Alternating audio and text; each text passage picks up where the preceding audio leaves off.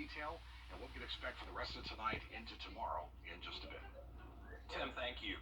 Now to the vaccine rollout. The FDA expected to approve Pfizer's vaccine for more children, a move that could make a big impact for the next school year.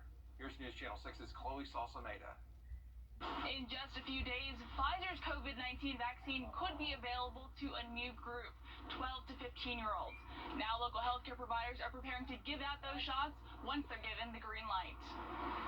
For months, adults have lined up to get vaccinated from COVID-19. Children may have their turn soon. The FDA is expected to grant emergency use authorization of Pfizer's vaccine for kids ages 12 to 15 by early next week. We truly believe the pediatric population is going to be very unique. We know that parents are very much receive their information from those pediatricians. And so it's really making sure our pediatricians have the latest information, that they are as confident as possible. Healthcare providers now planning how they'll distribute the vaccine. Gold Cross CMS tells me any of its clinics will be open to all eligible age groups. University Hospital is phasing out its clinics and working to get vaccines into doctors' offices. AU Health is expected to finalize its plans in the coming days. They say the process will be simple for children and their parents. The process will work very similar to what you would see in your private practice doctor's office. You would consent for your child to have the vaccine.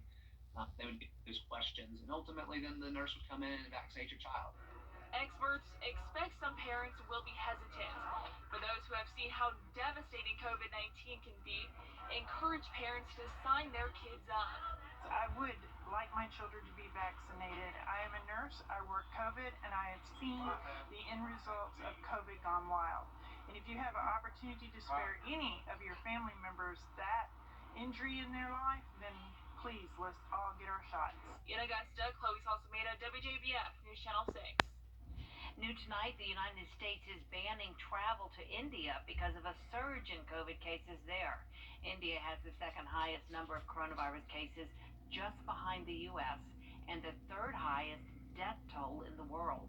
With an average of more than 300,000 new infections per day, India accounts for 1/3 of new global cases. Right now, many Indian American families are desperately trying to find a way to help their loved ones back home. But there has been a line. You have to wait for 4 or 5 hours just to get tested, right?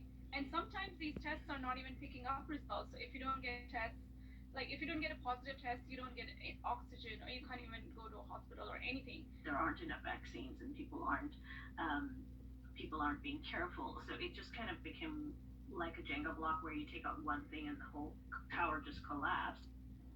Right now, the U.S. is stepping up to help, sending shipments of oxygen, vaccines, and supplies. Augusta commissioners are meeting in in-person meetings, and at that time, Dr. Goggins recommended that they wear masks. Richmond County is offering students a new option for next year. A limited number of students can participate in eSchool for the 2021-22 school year. It's open to grades 6 through 12. Even though students will be learning from home, they can still take part in extracurricular activities and graduate with their class. Students will be selected through a lottery. The deadline to apply for eSchool is May 31st. We have a link on our website, WJBF.com. The Columbia County School Board working on the bummer. It is opening night for the Augusta Green Jackets, weather permitting. Fans are going out to the ball game for the first time since 2019. News Channel 6's Mary Calkins live at SRP Park, where it looks a lot like it does here at Television Park. Wet right now, Mary.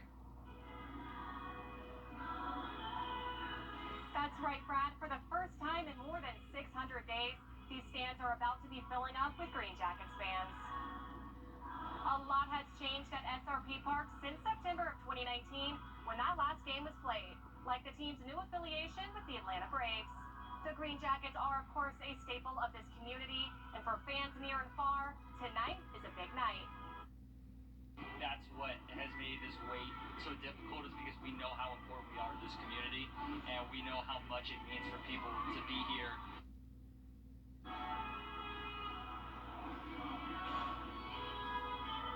Cobry says the organization wants tonight's game to be equally as safe for fans as it is fun. Capacity is limited to 50%, and seating will be socially distanced. And of course, concessions will be available. Now, weather permitting, that first pitch is scheduled for 7:05 p.m. Reporting live in North Augusta, Mary Calkins, WJBF News Channel 6.